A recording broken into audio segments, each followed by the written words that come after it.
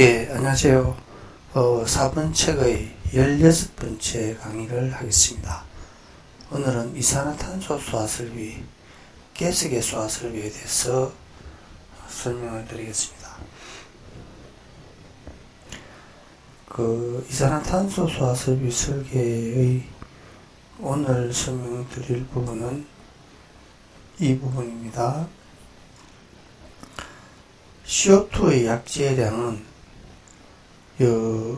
우리 안전기술기준이나 성능기준에 표가 있죠. 전기실에는 최적당 1.3kg, 그러니까 최적이죠. 면적이 아니고, 이게 이제 바닥 면적이면은 여기에 이제 높이를 곱해서 최적을 구하는 거죠. 그러면 서고하고 통신장비실 두 곳이 있습니다.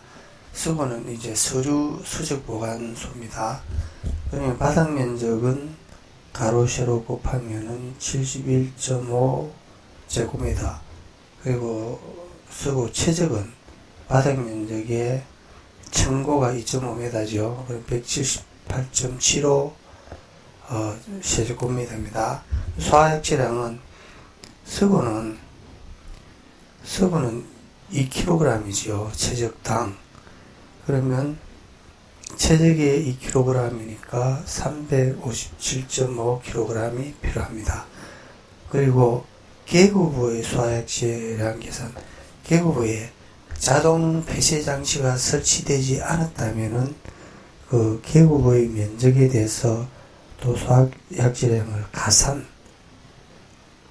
가산이 이겁니다. 가산량, 그러니까 더할 가짜 셀 산자입니다.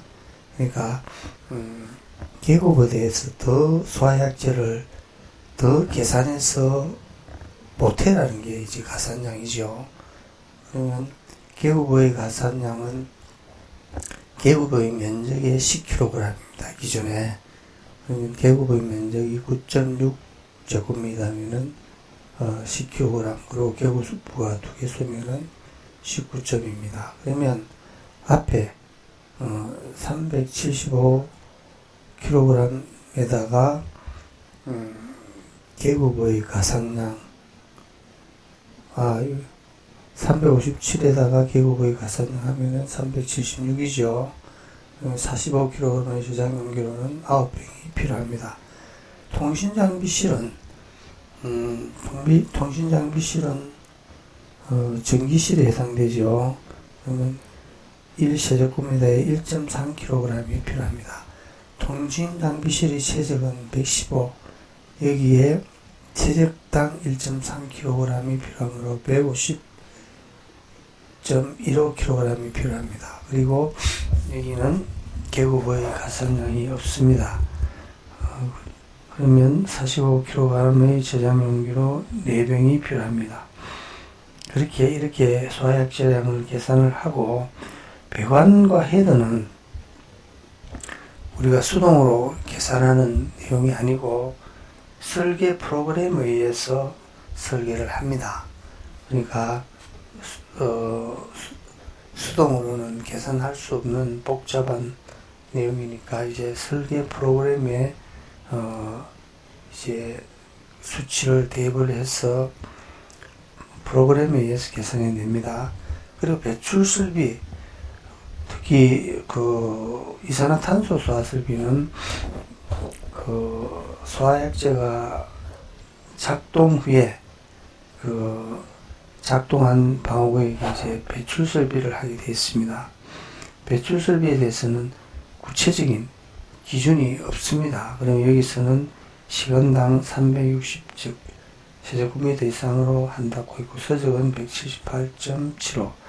통신장비실도 이 배출 설비를 한다고. 그리고 과압배출 장치에 대해서도 우리 기술 기준이나 성능 기준에는 아주 구체적인 기준이 없습니다.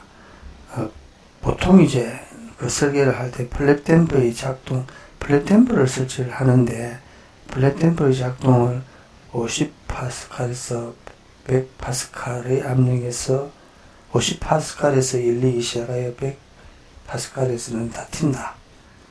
이런 이제 외부 일부 자료는 85에서 150파스칼 사이에 이렇게 작동하도록 이렇게 하고 있습니다.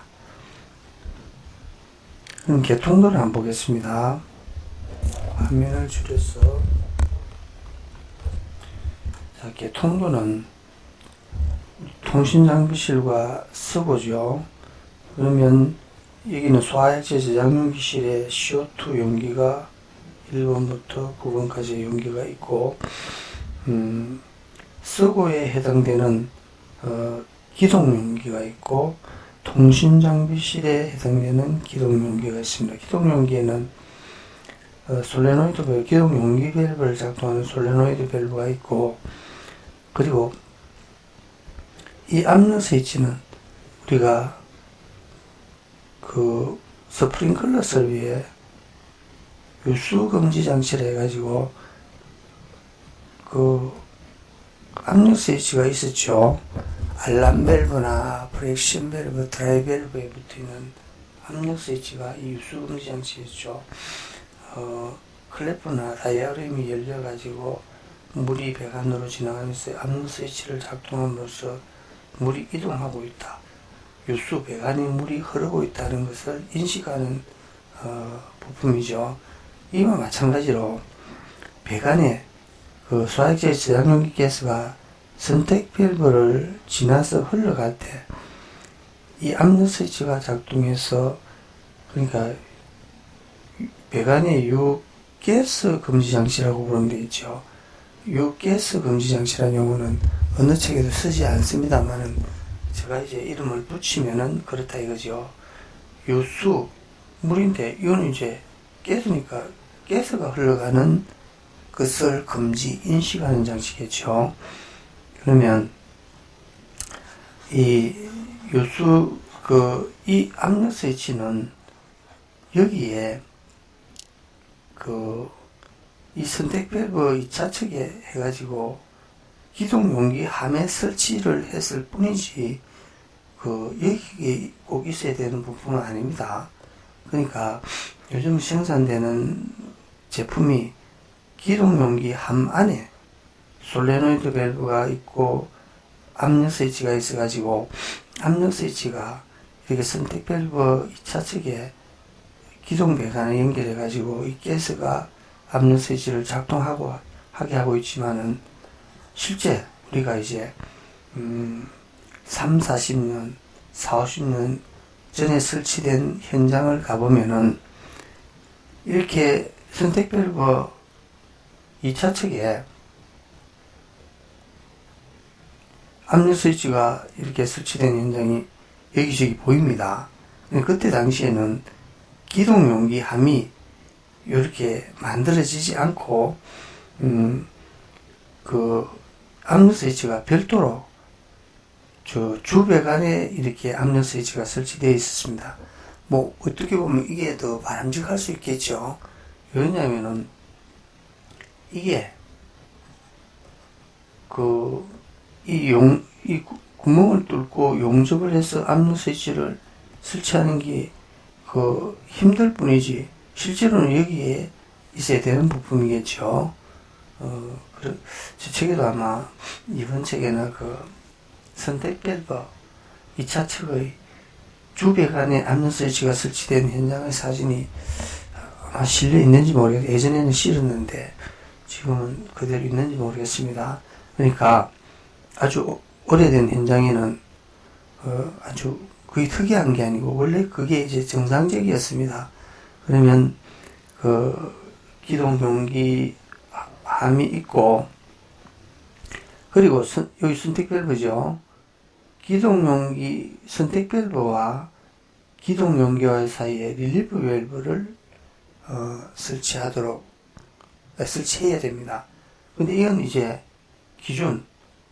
화재안전 기술 기준이나 화재안전 성능 기준이 없습니다. 우리가 많은 화재안전 기준의 설비별로 이렇게 주요 내용이 기준이 빠진 게 있습니다. 그러면은 그 향후에 기준이 만들어지기 이전에라도 꼭 필수적으로 해야 되는 것은 그 기준이 없어도 해야 됩니다. 이 릴리프 밸브가 있어야 되는 이유를 그 이원 측에서 아주 한 2, 3페이지에 걸쳐서 장황하게 써놨습니다. 그리고 릴리프 밸브의 설치 위치가 기동용기 밸브와 선택 밸브 사이의 기동 배관에 설치하는 것이 적합하다는 그 이유에 대해서도 이원 측에 상세히 써놨습니다.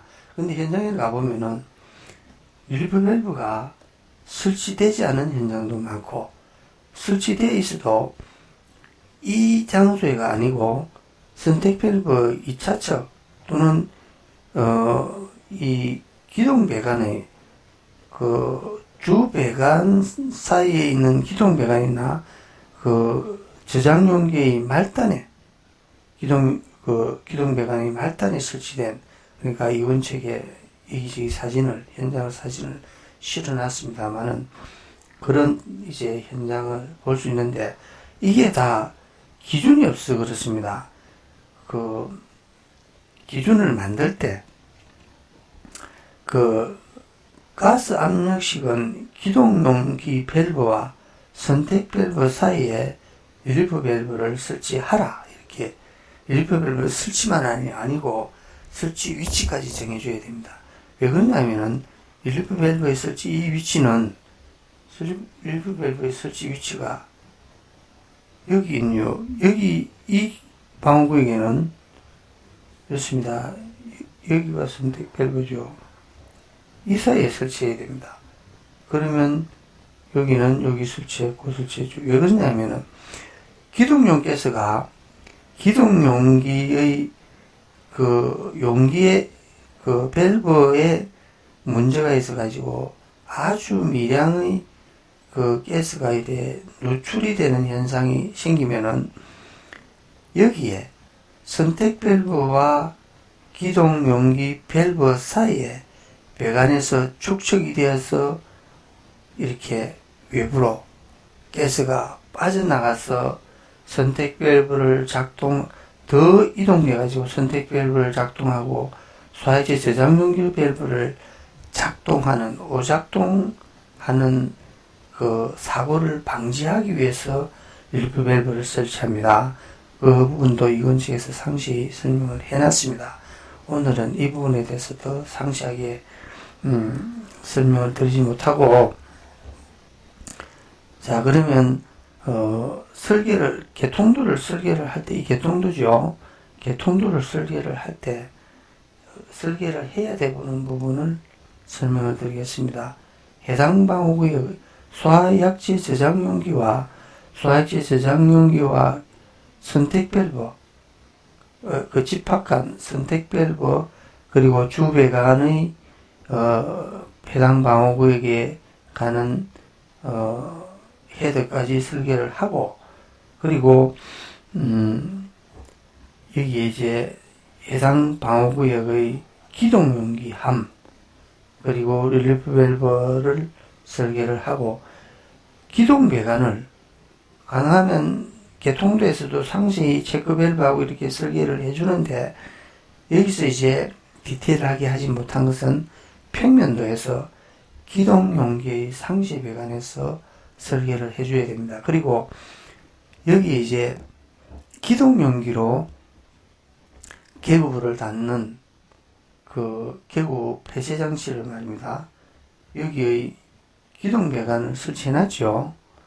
여기는 그 계구부를 이제 자동 폐쇄 장치를 하지 않았죠. 기동 배관이 없지 않습니까? 그래서 여기는 가산량을 한 거고 여기는 가산량을 하지 않은 거죠. 그리고 과압 배출 장치의 플랫 템프의 설치 위치나 배출 설비의 팬의 설치 위치, 이렇게 개통도를 설계를 이 정도로 하고, 그리고 평면도, 이도 개통도죠. 개통도에서 그 기동 배관의 상쇄도고, 그러면 이제 그 기둥배관이 하늘에서 땅으로 수직 아래로 내려다본 것이 평면도죠. 그러면 여기서 기둥배관의 상세 내용을 한번 설계를 이렇게 실제 현장에 그 기둥배관을 이렇게 공사하게 기둥배관의 상세 배관도를 설계해서 그려야 됩니다. 그런데 많은 설계자들이 기둥배관의 상세도를 생략하고 있습니다. 그럼 현장에서는 어떻게 하느냐? 현장에서는 도면 없이 그냥 공사자들이 이때까지 자기가 공사한 나름대로 기둥배관을 설치를 하고 있는 실정입니다. 그럼 여기서 기둥배관을 한번 추적해 보겠습니다. 이 기둥용기죠. 기둥용기가 이제 빨간 배관으로 가스가 나옵니다. 여기 선택밸브죠. 그래서 선택밸브와 그 기둥용기 밸브와의 사이에 일부 밸브를 설치한다고 이야기를 했죠. 그리고 자 여기서 다시 기둥가스가 선택밸브를 개방하고 기둥가스가 다시 이동을 합니다. 이 체크밸브는 이동할 수 있죠. 자 이동을 해서 1, 2, 3, 4, 4병까지 열어줍니다. 그리고 여기서는 이동하지 못하게 지금 체크밸브의 방향이 더 이동하지 못하죠. 그러면 통신장비실은 1, 2, 3, 4 4개의 소화약제가 열립니다. 그리고 다음에는 이제 그 서고 쪽에 한번 보겠습니다. 서고 쪽에는 자 기동용 가스가 선택 밸브를 열었죠. 이 일부 밸브도 이 중간에 설치되어 있습니다. 자 이동을 합니다. 이래가지고 이 선택 밸브 이동이 가능한 방향이죠. 모두 열어줍니다. 모두 열어주면서 이쪽으로도 가지 못하게 체크 밸브가 설치되어 있죠. 그러니까 이쪽 선택 밸브는 열지 못하게 이 체크 밸브가 설치되어 있습니다. 그러니까 이 체크 밸브가 다 그런 기능을 하는 거죠. 여기 서구의 기동용기 함에서의 기동용 가스가 이렇게 흘러와서 9번부터 1번까지 소화액체 저장 용기를 열어주고 다시 또 기동용기가 기동 배관이 설치됐지만은 여기에 체크 밸브가 걸려서 여기의 그 통신장비실의 선택 밸브는 열지 못하게 체크 밸브에 막혀 있는 거죠. 자, 이렇게 하고, 그러면 기동 배관에 기동 배관의 설계도에서는 이렇게 하늘에서 내려다본 이 기동 배관을 상세히 설계를 하면서 이런 체크 밸브의 설치 위치, 그리고 그걸 한번 추적을 해 보겠습니다. 다음에 이제 소화액체 저장 용기가 여기 통신장비실은 이렇게 해서 4병을 열었죠. 그럼 이제 이게 집합관으로 이제 소화액체 저장 용기가 나오죠. 이렇게 해가지고 이렇게 저 통신장비실로 방호구역으로 가스가 이동합니다. 이동하면서 여기 기동배관에 설치된 배관으로 가스가 들어와서 압력 스위치를 작동하겠죠. 그러면 이게 방출 표시등을 점등시킵니다. 그러니까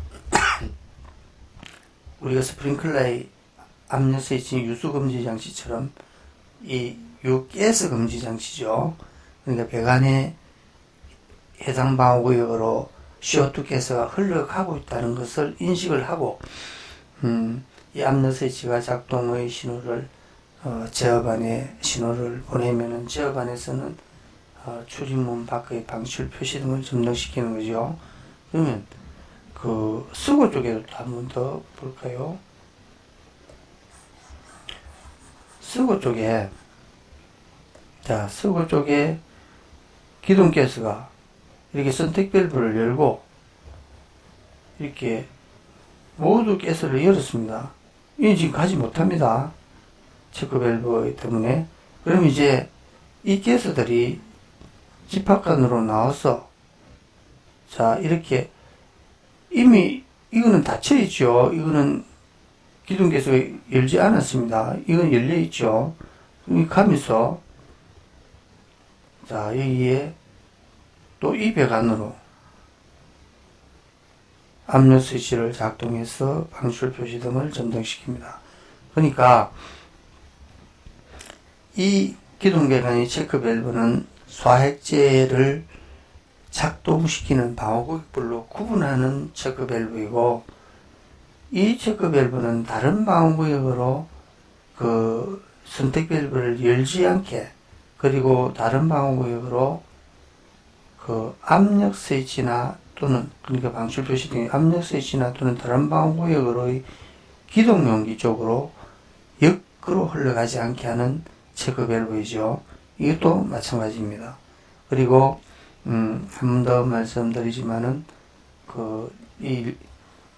우리 화재안전 기준에는 누락됐죠. 누락됐다고 쓰는요. 있어야 되는데 없다 하면은 누락된 거죠. 기준이 누락된 것이 이 릴리프 밸브입니다. 이 릴리프 밸브는 고압에서 열리는 게 아니고 아주 저압에서 열립니다. 그러니까 그 기동 가스가 아주 미세하게 낮은 압력으로 누출되고 있을 때는 밖으로 빠집니다. 우리가 그 스프링클러의 송수구 그 다음에 자동 배수 밸브를 설치하죠. 물이 낮은 압력에서는 빠지고 송수구로 소방처럼 높은 압력일 때는 자동 배수 밸브가 닫히는 식으로 이 릴리프 밸브도 그렇습니다. 낮은 압력에서는 열려서 밖으로 가스를 배출하고 기동 가스가 높은 압력으로 갈 때는 오히려 릴리프 밸브가 닫혀버립니다. 그래가지고 기동 가스가 밖으로 누출이 없이 자기의 목적을 이제 수행하기 위해서 이동하는 겁니다. 그럼 평면도도 이렇게, 그리고 평면도에 배관이나 헤드는 그 설계 프로그램으로 그린다 했죠. 그리고 이 소화액체 저장용 기실은 방호구역과는 별도의 실에, 소화액체 저장용 기실이 적당한 위치가 없다고 해서 하나의 방호구역 안에 설치를 하면 안 됩니다. 그런 현장이 현장에 가면 가끔 있습니다. 그리고 플랫 댐퍼, 이거는 과압 배출 장치죠. 그리고 배출 설비, 여기도 배출 설비고 플랫 댐퍼는 과압 배출 장치입니다. 그리고 기동용 가스가 계구부를 닫는 것을 이 가스가 기동용 가스가 닿게 하느냐, 소화액체 저장용기 가스가 닿게 하느냐, 이제 뭐 의견이 분분하지만은 원칙은 기동용 가스가 닫아야 되지만은 이게 배관의 길이가 길어서 기동용 가스의 소화액체 기동 가스의 양이 한정되어 있기 때문에 소화약제가 이제 여기서 바로 연결, 그러니까 현장에는 대부분 말입니다. 이렇게 기동 가스가 이렇게 그 피스톤 릴리즈를 작동해서 계급을 닿게 하지 않고 여기에 바로 말입니다. 주배관에서 바로 연결합니다. 이것도 뭐 크게 잘못된 것은 아닙니다. 오히려 기동용 가스의 양이 적은 걸 이렇게 많은 배관으로 흘러가면 오히려 저장 연결 개방하는데 압력이 부족할 수 있으니까 이렇게 공사도 쉽게, 대부분 현장은 공사가 쉽게 그 소화액체 배관에서 이 피스톤 릴리즈를 연결하고 있습니다. 그리고 계구부의 크기를 설계를 하고, 그리고 평면도 자 16번째 강의를 마치겠습니다. 그런데 지금 4번째 지금 설명드리고 있는 이것은 CO2 또는 할론 또는 할로겐 화합물 비플랄신 기체의 설계를 할 때 개통도와 소화약질량을 계산하고 개통도를 이렇게 그리고 평면도를 이렇게 그리고 하는 그 내용을 제시하는 뿐입니다. 그러니까 배관이나 헤드에 대해서는 설계 프로그램에서 해야 되고 그런 부분은 다 생략됐습니다. 자, 마치겠습니다. 고맙습니다.